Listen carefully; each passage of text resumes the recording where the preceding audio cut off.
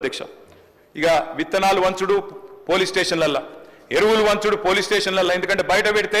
చెప్పులు లైన్లో పెట్టుకొని నిలిచే పరిస్థితి అధ్యక్ష ఇట్లా చెప్పరాని తిప్పలతో ఆనాడు ఉమ్మడి ఆంధ్రప్రదేశ్లో రైతన్న గోసపడ్డాడు అధ్యక్ష గోరేటెంకన్న గారు అధ్యక్ష ఈరోజు మన ఎమ్మెల్సీ ప్రజా కవి వారి మాటలు చెప్పాలంటే అధ్యక్ష సేతానం వేడుందిరా తెలంగాణ సేలన్ని బీల్లాయరా అని చెప్పి ఒక కవి ప్రజా కవి తన రైతు ఆవేదనను రైతు బిడ్డగా చెప్పే పరిస్థితి చేసినాడు అధ్యక్ష అధ్యక్ష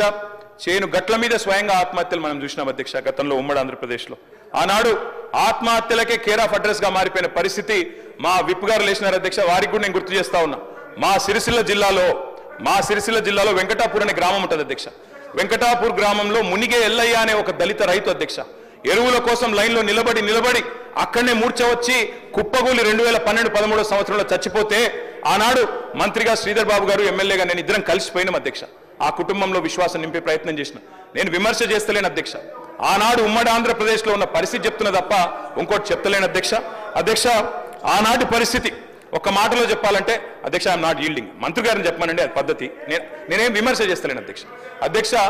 గోరేటెంకన్న గారి పాట అధ్యక్ష కాంగ్రెస్ పార్టీ ఆనాడు 2004లో అధికారంలోకి రావడానికి ఆలంబనగా మారింది పల్లె కన్నీరు పెడుతుంది అంటూ ఆనాడు రాజశేఖర రెడ్డి గారి నాయకత్వంలో రాష్ట్రం మొత్తం ఆ పాట హోరెత్తింది అల్టిమేట్ గా కాంగ్రెస్ ప్రభుత్వం అధికారంలోకి వచ్చింది అధ్యక్ష ఇది వాస్తవం నేను చెప్పేది ఏది కూడా అవాస్తవం కాదు అధ్యక్ష నిజం చెప్తా ఉన్నా